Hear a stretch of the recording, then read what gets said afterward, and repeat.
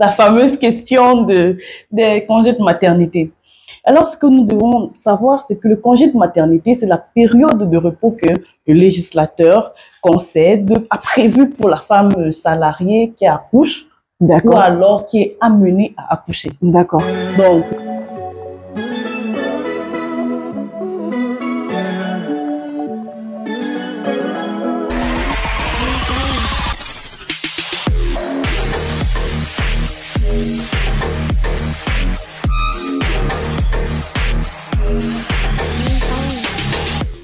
Hello happy people, bienvenue sur Woman TV Talk Show, la télévision de la femme. Nous sommes sur le plateau de votre émission favorite, Femmes d'Impact. Alors aujourd'hui, mesdames et messieurs, nous avons prévu pour nous la crème de la crème, j'ai envie de dire.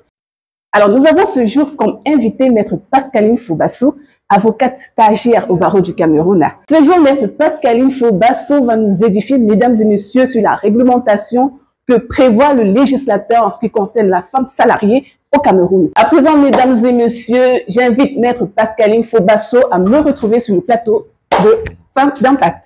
Bienvenue, Maître. merci Monica. Bonjour. Bonjour, comment est-ce que vous allez? Je vais bien, merci. D'accord, allez, prenez place, je vous en prie. Merci. Alors, vous êtes Maître Pascaline Faubasso, avocate stagiaire au barreau du Cameroun. Tout à fait. Qu'est-ce que ça veut dire, Maître, avocate stagiaire au barreau? Être avocat stagiaire au barreau du Cameroun signifie que vous avez été admis à l'examen d'aptitude au courant d'une session. Donc, lorsque vous êtes admis, vous portez la qualité d'avocat stagiaire. D'accord. Et la question que tout le monde se pose, est-ce que vous prêtez serment? Est-ce que vous portez la robe? Oui, nous prêtons serment devant le tribunal de grande instance et nous portons la toge. D'accord. Alors, Maître, ce jour, nous allons parler d'un sujet qui, j'ai envie de dire, suscite beaucoup de convoitises auprès des uns et des autres, surtout auprès de la gente féminine. Les congés de maternité pour la femme salariée au Cameroun. Quelle est la période que le législateur a prévue pour le congé de maternité, Maître? La fameuse question des congés de maternité. Alors, ce que nous devons savoir, c'est que le congé de maternité, c'est la période de repos que le législateur concède, a prévu pour la femme salariée qui accouche ou alors qui est amenée à accoucher. D'accord. Donc, nous allons aller du principe que tous les salariés majeurs à la base ont une période de congé d'1 jour et demi par jour ouvrable. D'accord. Donc, la femme salariée, quant à elle, elle jouit d'une certaine majoration de par son statut de mère. Donc, lorsqu'elle est enceinte, lorsqu'elle est amenée à accoucher ou lorsqu'elle a accouché, elle bénéficie d'une majoration de 2 jours ouvrables par enfant âgé de moins de 6 ans. D'accord. Ok.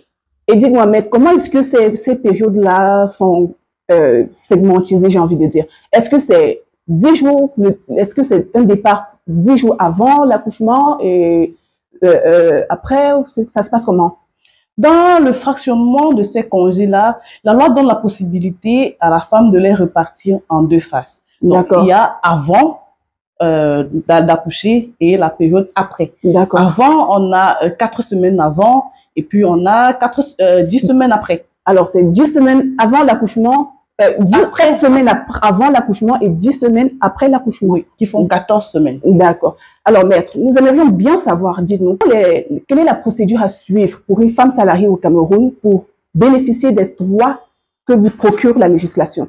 Bon, commençons par dire que les femmes salariées, déjà, en tant que femme salariée, ça veut dire qu'elle est déjà certainement sur son entreprise. On va aller pour le cas des entreprises qui respectent la législation en matière sociale. Donc, elle est déjà affiliée à la CNPS et autres. Femme salariée, pour sa période de congé, c'est fractionné pour ses allocations, pardon, c'est fractionné sur 2 périodes. D'accord. Donc, la première période, elle va se rendre à la CNPS. D'accord. Elle va se faire établir un certificat de grossesse sur un imprimé CNPS ou libre à elle, un papier libre. Ça, c'est rien que pour le premier mois. Les 3 premiers mois ou 3 ou 4 premiers mois. Maintenant, pour la deuxième tranche, on a le 6e et le 7e mois où elle doit impérativement produire un certificat de grossesse sur un imprimé CNPS.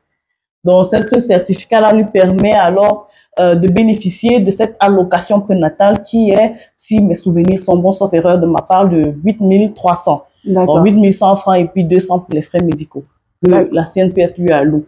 D'accord. Alors, Maître, on retient que pour qu'une femme salariée puisse bénéficier de ce qui concerne l'allocation familiale, prénatale, il faudrait au préalable que cette dernière soit affiliée par son employeur. Oui. D'accord. La CNPS, directement? Oui, à la CNPS. OK.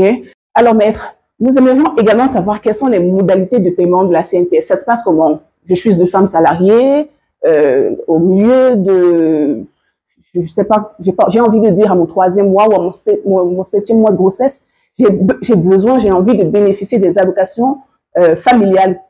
Comment est-ce que je vais procéder? Quelle est la somme que l'État a prévue pour moi dans cette période-là?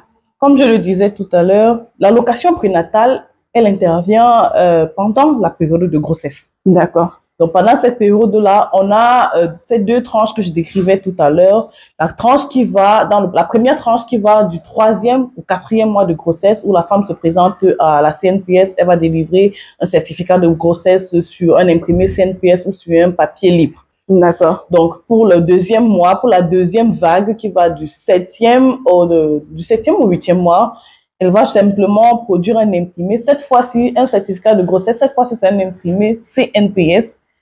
Et avec cet imprimé-là, la CNPS sera en même de lui reverser l'allocation prénatale qui est de 8 300.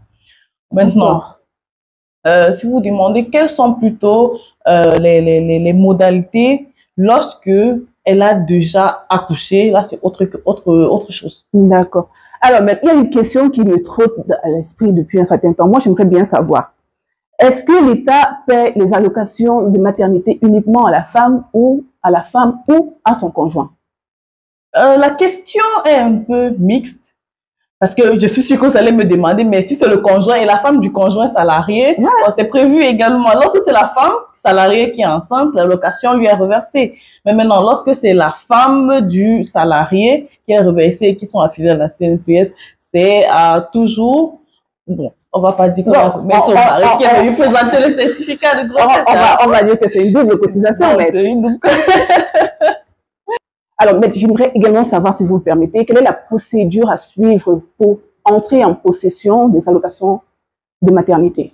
Ou ceux qui sont derrière leur téléphone en ce moment en train de nous regarder et qui n'en savent absolument rien, qui ne sont pas édifiés, qu'est-ce que vous pouvez leur dire pour les aider dans ce sens-là? Bon, ce que je peux leur dire, c'est que lorsqu'elles ont déjà accouché, pour pouvoir bénéficier de cette allocation de maternité, parce que l'allocation de maternité, c'est ce qui est reversé à la femme après l'accouchement. Oui. Elles doivent se présenter simplement à la CNPS munie déjà d'un certificat d'accouchement qui aura été délivré par un médecin ou alors la sage-femme qui a assisté pendant l'accouchement.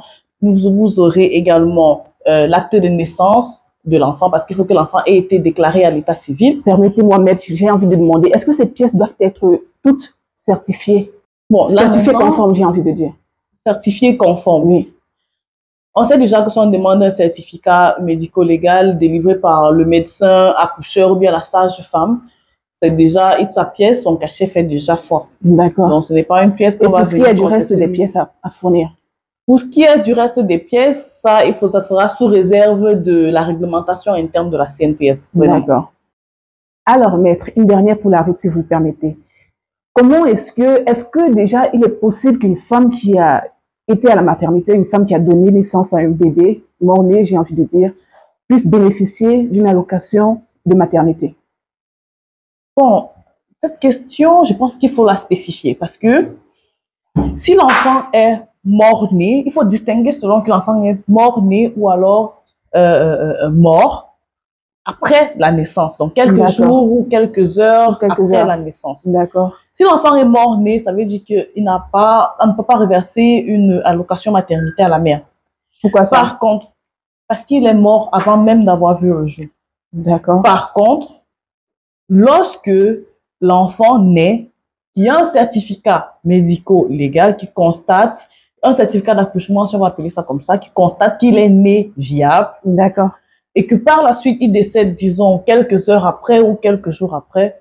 Ce décès-là n'empêche pas la mère de jouir de cette allocation maternité-là parce que l'enfant est né viable. L'essentiel, c'est qu'il naisse viable, qu'un certificat d'accouchement atteste de ce que l'enfant est né à telle heure viable parce que quand on accouche généralement, il y a l'heure de naissance. L'heure de naissance, oui. Effectivement.